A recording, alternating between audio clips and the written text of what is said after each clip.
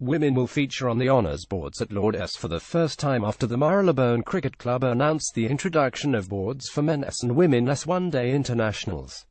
For years, players who take a 5-wicket haul or score a century in a test match at the home of cricket have had their names etched on the famous board in the players' dressing rooms. And after a meeting of the MCC this week, it has been announced that a similar board will be introduced for the same milestones in ODIs, giving equal weighting to men and women. It means Anya Shrubsole's match-winning haul of 646 in the Women's World Cup final on Sunday will feature when the new boards are installed.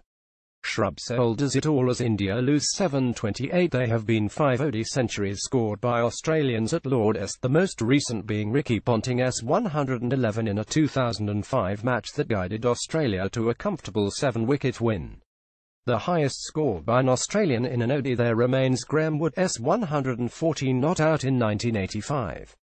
Jeff Marsh scored an unbeaten 111 in 1989, and 2 players have scored 104, Andrew Symonds in 2004 not out and Mark Waugh in 1999.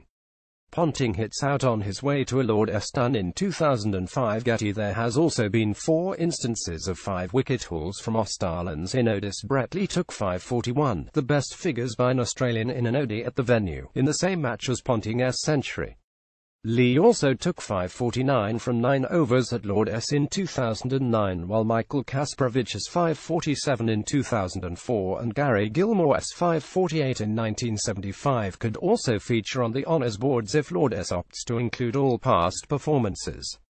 Brett Lee bowls Kevin Pietersen on his way to a 5-fer at Lord's. Getty. We are looking into an honours board in one-day cricket for everybody, MCC Chief Executive Derek Brewer told the UK Telegraph.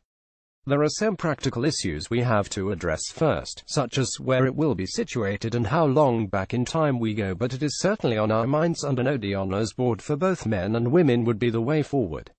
Shrubsole had playfully added her own name to the honours board after her match-winning haul on Sunday, attaching a piece of tape bearing her name to the test board for bowlers.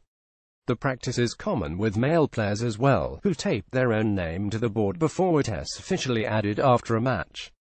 Lord's, who only started admitting female members in 1999, has often been criticised in the past for discriminatory rules and policies towards women. Up until 1999, Queen Elizabeth II was the only woman allowed in the members' area at the ground. The Queen meets Australia's Ashes tourists at Lord's in 2013 Getty. But following the raging success of Sunday's World Cup final, which was sold out, the MCC says it will be pushing for more women's international and domestic matches in the future. I think Lord's is changing, said Chairman Gerald Corbett. We are much more open than we were. As the game changes, we have to be at the heart of all those changes, whether it is T20, one-day or women's cricket, because we are the home of cricket. That is our role and our distinctiveness. That is how we have to keep up with the times. People love us because we are traditional and conservative, but we have to move with the times. Match wrap collapse hands. England WWC title. The huge success of the World Cup in the UK was laid bare by the television ratings for the final, which the Times reported was watched by 1.1 million Brits on Sunday. Shown on subscription service Sky Sports, the audience was the highest for any women's match in the UK, 400,000 higher than the figure for Dune's Champions Trophy final between India and Pakistan, and almost 3 times that for the last day of the men's test match at Lord's between England and South Africa earlier this month.